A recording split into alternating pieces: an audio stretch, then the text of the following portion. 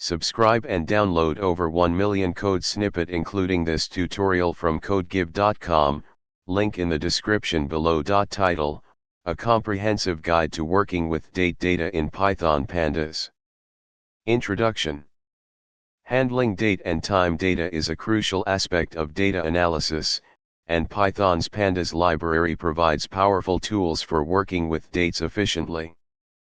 In this tutorial, we will explore the pandas datetime data type, demonstrating how to manipulate, analyze, and visualize date data using real-world examples. Make sure you have Python and pandas installed on your system.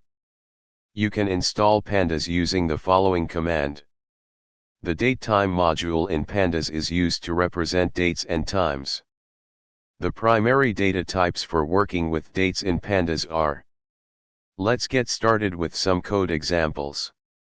In this tutorial, we covered the basics of working with date data in Python pandas, including creating date-related objects, extracting components, and performing operations on time series data.